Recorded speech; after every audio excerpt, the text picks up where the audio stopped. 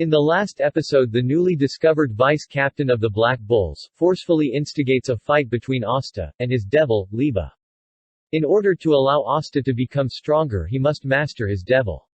A fight breaks out between Asta and Liba. After a bit of struggle, Asta bests the devil and the devil became bound by chains. Asta was now given the chance to set whatever rules he wanted for Liba to be bound to. After a moment, Asta comes up with the idea of befriending his devil, and having an equal agreement. Neither Liba nor the vice captain expected Asta to make this choice. Asta's and Liba's contract formed. Asta's arm was restored to his body. The vice-captain then cancels his shadow magic, causing both him and Asta to be transported back to the abandoned Black Bull's hideout. Asta looks around and notices his new friend Liba isn't with them.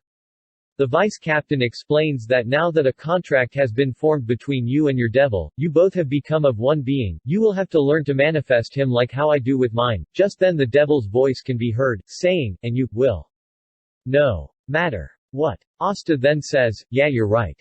No matter what." After back at the Black Bull's hideout, Asta breaks in screaming, "Hey guys. Look at what I got back," waving his arm around. Looking confused, Asta scans the room, but he sees that nobody is home. He comes across a note on the table, from Finneral saying, "With the new vice-captain knocked back, and you both training to get stronger, we all decided to go find ways to become stronger too. We will meet back here within 2 days, to rescue Captain Yami." "Alright," shouts Asta. "With everyone getting stronger, I will need to work that much harder to surpass my limits." Just then Asta hears Vice-Captain Noct say a good place to start would be by manifesting your devil. Asta then shouts, "Right." The scene then cuts to the forest where Asta stretches his arms and shoulders. "Phew, it sure feels good to have this thing back to normal. I wonder what I should do to get my devil to manifest," he thinks, and just then he remembers, "Oh yeah, earlier I heard Liba say something almost like it was telepathy.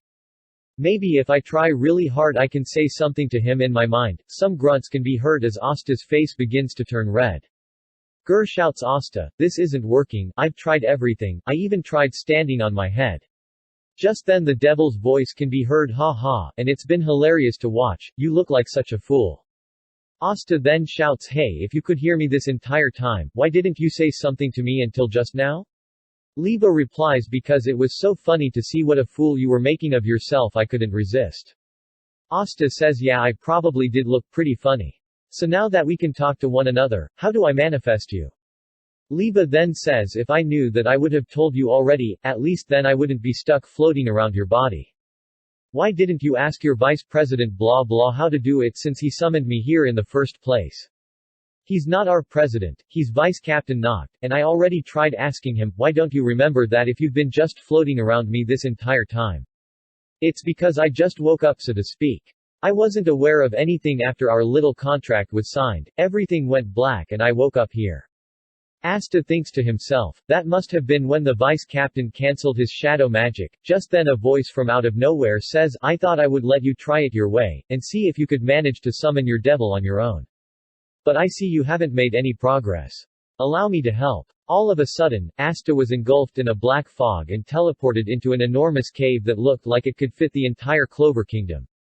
If you guys want to see part 2, please leave a like on the video, and please consider subscribing.